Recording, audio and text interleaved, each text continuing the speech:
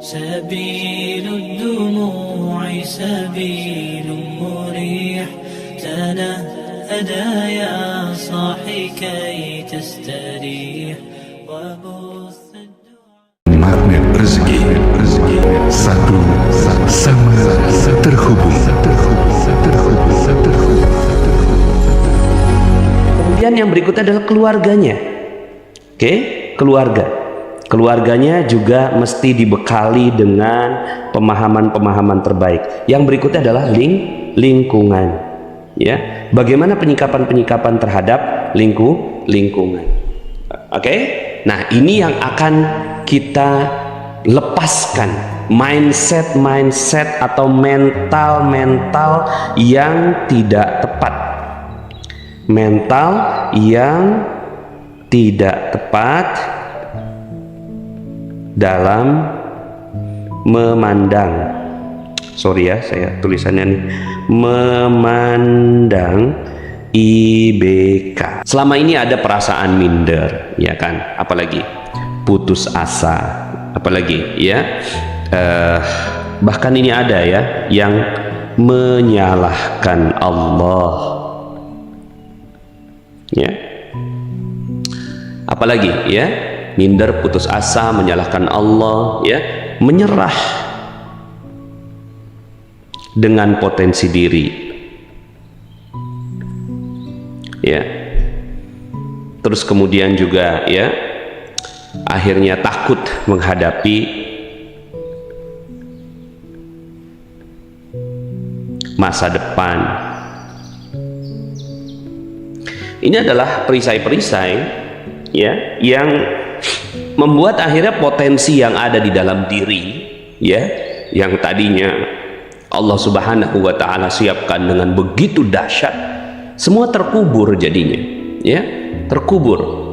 Dan banyak lagi yang lainnya, ya, ya mungkin juga marah, ya, emosi, ya, yang akhirnya itu ditampakkan gitu. Makanya kita sebagai nanti kita akan melihat bagaimana kita sebagai insan-insan yang memandang mereka juga harus pahami gitu loh keadaan-keadaan mereka gitu ya,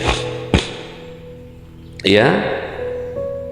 Nah ini ada, alhamdulillah saya tidak minder, putus asa dan lain-lainnya Pak Nas. Justru saya merasa justru saya merasa Allah bersama saya, banyak kasih dan sayangnya diberikan pada saya. Yes, alhamdulillah. Kalau seandainya sudah melepaskan perisai, ini kan perisai ini, ya, ini adalah perisainya, ya, ini adalah perisai-perisai di kalangan IBK, ya. Dan apa yang terjadi ya, sehingga akhirnya potensinya down.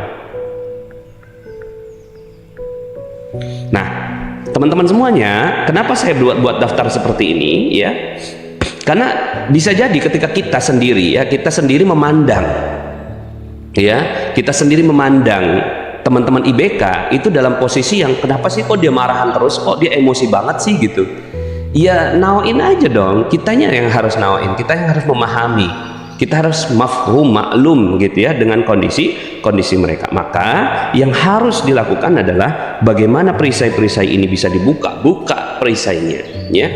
Perasaan minder, putus asa, menyalahkan Allah, ini nggak boleh ada semuanya, oke? Yang ada adalah bagaimana ya fokus dengan, saya ganti pakai warna yang bagus deh ya, fokus dengan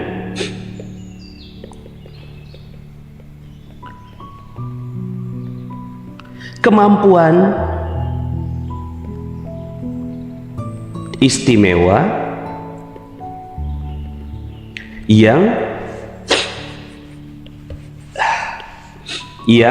Allah tanam. Nah ini yang harus ada di diri saudara-saudara kita, sahabat-sahabat kita dari para IBK, ya. Fokus dengan kemampuan istimewa yang Allah tanam.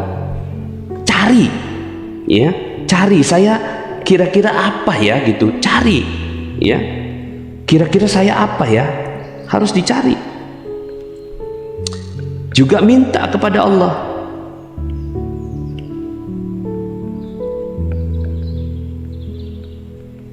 ya Allah, ya, kemampuan apa ya yang bisa saya persembahkan ya untuk menjadi insan-insan istimewa ya. Nah, ini harus benar-benar dilakukan yang namanya repetisi.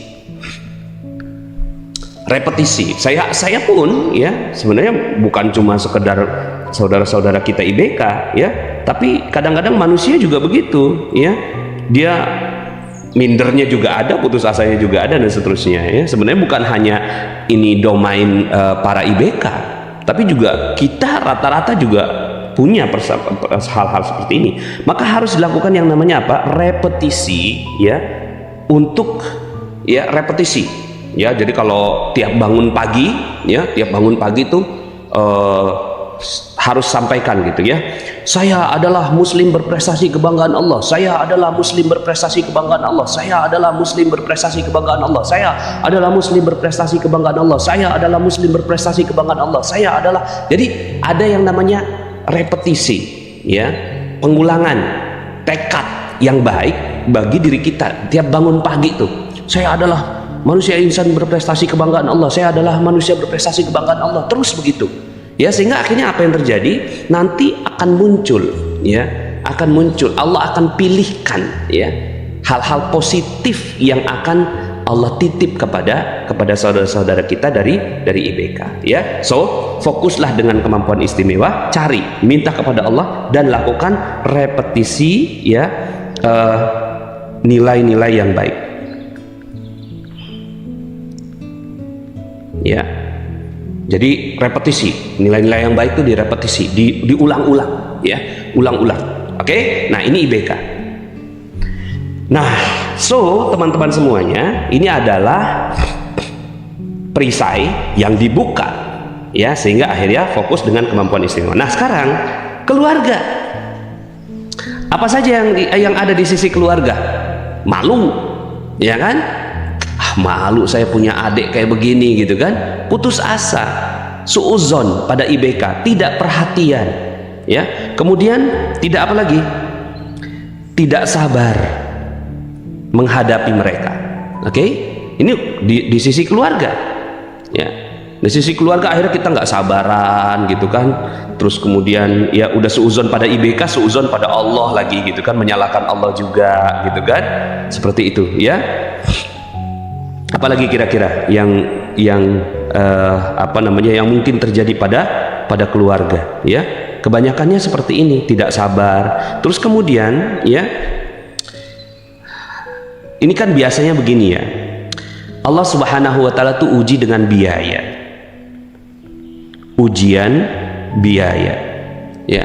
Akhirnya biaya itu keluar besar gitu loh, untuk mendidik yang normal gitu, katanya yang normal gitu ya, itu ya biayanya sekian, tapi yang punya kemampuan khusus biayanya sekian, sehingga ada ujian di sini ya, ada ujian biaya untuk mendidik ya. Apalagi ya pada keluarga itu ya, dan akhirnya ya mengucilkan IBK.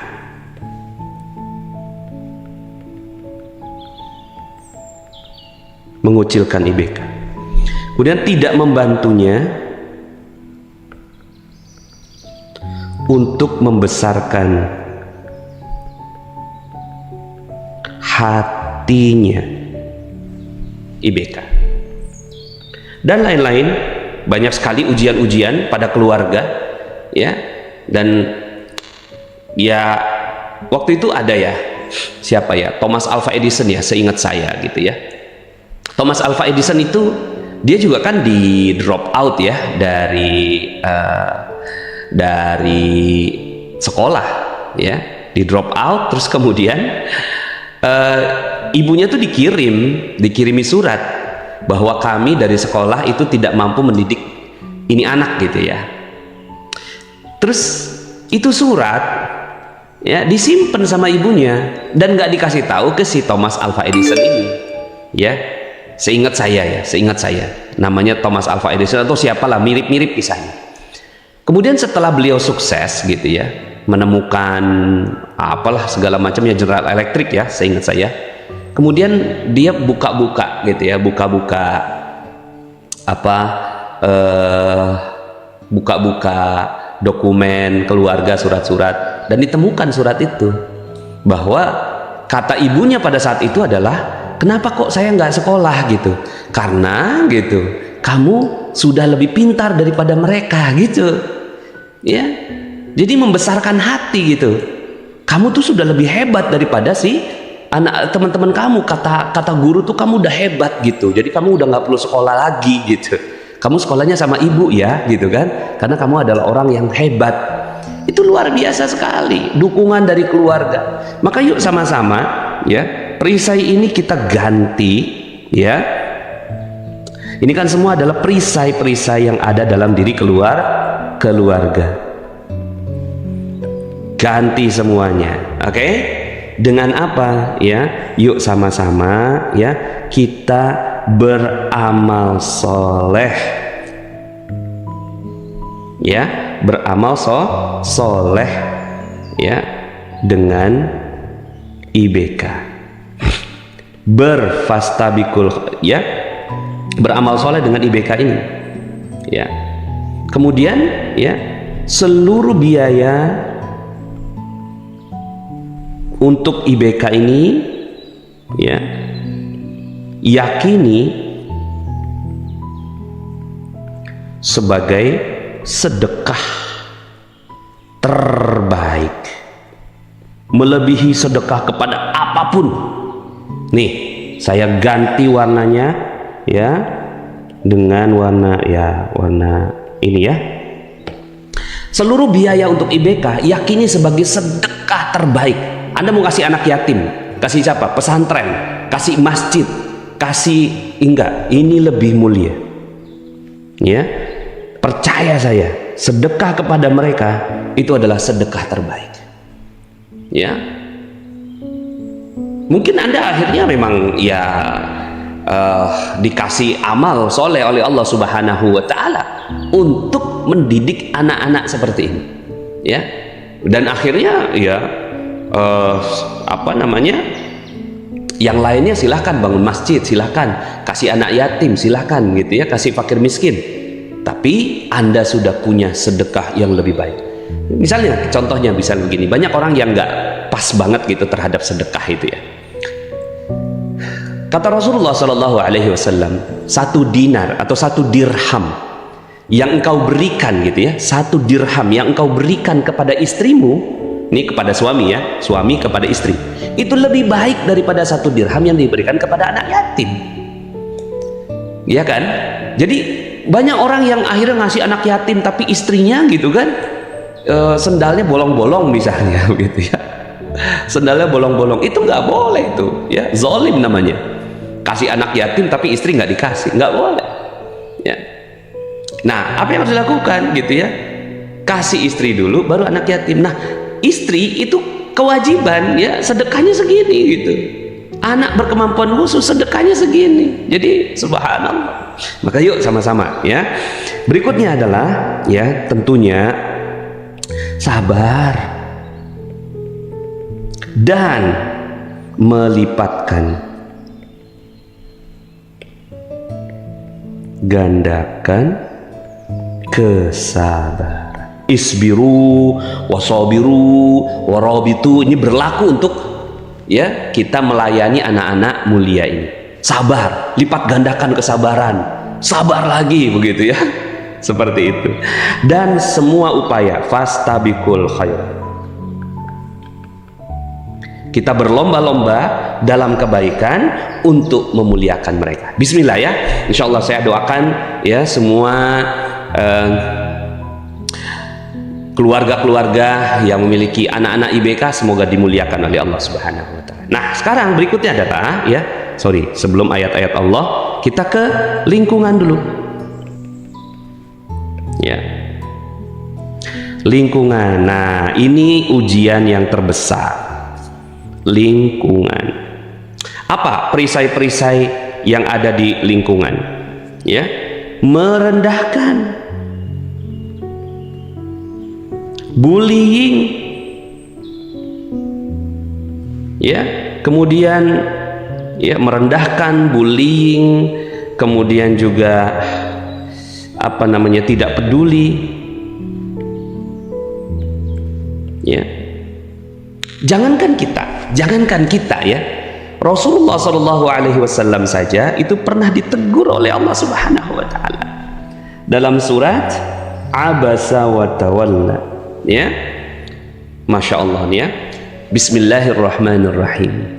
Abasa wa tawalla an ja'ahul a'ma wa ma yudrika la'allahu yazzakka aw yadhakkaru fatanfa'ahu dhikra amma man istaghna fa anta lahu tasadda wa ma 'alayka an la yazzakka wa amma man ja'aka yas'a wa huwa yakhsha fa anta 'anhu talaha kalla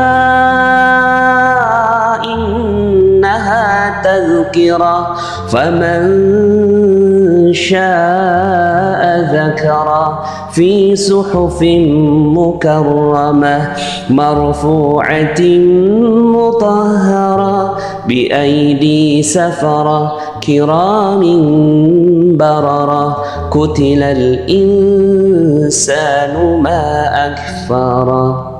Masya Allah, panjang sekali ya. Kalau saya jadi nabi nih ya pasti nggak mungkin kan. Tapi kalau saya mencoba memahami perasaan nabi, malu banget.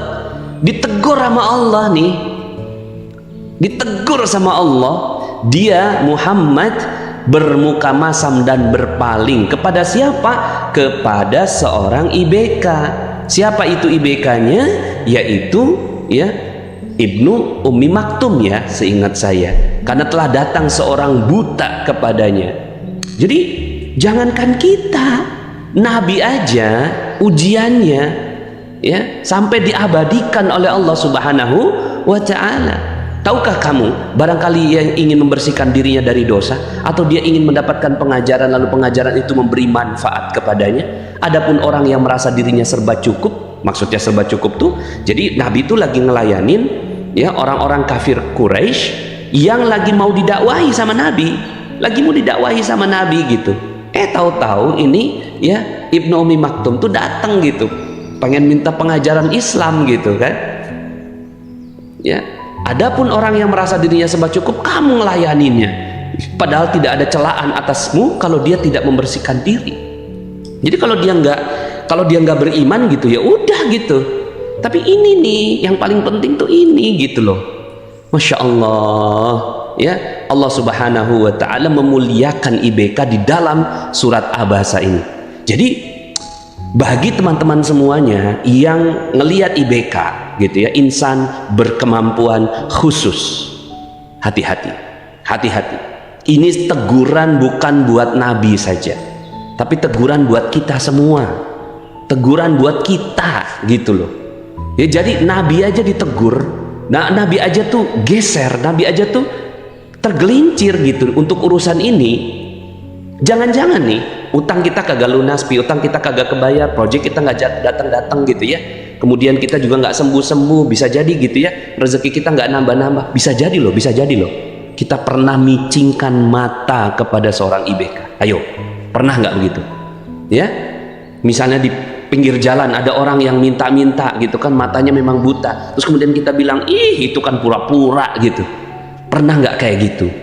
Jangan-jangan itu perisai kita ya, dan akhirnya apa yang terjadi? Ya rezeki kita nggak datang ya. Maka harus kita ya di sini nih ya. Adapun orang yang datang kepadamu dengan bersegera, yaitu Ibnu Ummi Maktum itu, sedangkan ia takut kepada Allah, kamu nggak mengabaikannya. Nah, Allah ngelarang, kalla, begitu kan? Jangan, nggak boleh kayak begitu. Sesungguhnya ajaran-ajaran Tuhan itu adalah suatu peringatan. Maka barang siapa yang menghendakinya, tentu ia memperhatikannya. Ini panjang sekali loh ayatnya itu terhadap ya cara teguran Allah tuh panjang sekali, sampai 13, 14, 15, 16, 17 ayat Bahkan ini kayaknya bukan 17, tapi semuanya ini gitu ya, adalah konten yang waktu itu disampaikan kepada Ibnu Ummi Maktum. Ya, nah yuk sama-sama kita istighfar sama-sama. Istighfar bareng-bareng, istighfar. Kita pernah meremehkan. Kalla, ya, kalla apa tadi? Ya, innaha tazkirah. Jangan begitu. Kalla innaha tazkirah. Istighfar, istighfar, istighfar. Astagfirullahaladzim. Ya Allah, kami pernah berbuat salah ya Allah, kami pernah meremehkan, merendahkan. Jangankan saya ya Allah, Nabi saya aja pernah meremehkan mereka gitu ya. Jangankan saya ya Allah, jangan-jangan rezeki saya ini tertutup karena saya pernah memicingkan mata saya kepada seorang IBK. Jangan-jangan seorang IBK itu lagi perlu bantuan tapi saya tidak membantunya gitu. Jangan-jangan gitu, seorang IBK itu sedang perlu kasih sayang tapi saya tidak memberikannya. Jangan-jangan dia sedang perlu uang dan saya tidak memberikannya. Jangan-jangan dia sedang perlu perhatian dan saya tidak memberikannya. Jangan-jangan dia sedang memerlukan pendidikan dan saya tidak memberikannya. Jangan-jangan dia sedang mau berusaha tapi saya tidak memberikan jalan kepadanya. Jadi istighfar, istighfar, istighfar. Negara kita sekarang ini kalau bicara tentang kepedulian terhadap IBK masih jauh dari yang dicontohkan oleh Rasulullah SAW. Jangan dicontohkan Nabi, dicontohkan orang Barat saja masih jauh. Orang Barat memberikan tangga buat kepada para IBK, memberikan jalur khusus buat IBK, memberikan perhatian yang khusus kepada mereka. Kita bagaimana? Ya, kita nggak peduli pada mereka. Ini adalah perisai-perisai kita, merendahkan, bullying, tidak peduli, ya, dan hal-hal yang sifatnya demikian, ya. Dan akhirnya, ya, yuk sama-sama kita fastabiqul khairat juga. Fastabiqul khairat untuk beramal kepada mereka. IBK. Dan akhirnya ya IBK yuk sama-sama kita naikkan potensi kita. Keluarga yuk sama-sama ya kita peduli terhadap mereka. Lingkungan yuk sama-sama kita sadar jangan mengandalkan ya, jangan mengandalkan kepada siapapun, tapi kita andalkan ya kepada fastabiqul khairat ya. Adanya IBK adalah satu ujian sekaligus peluang bagi kita.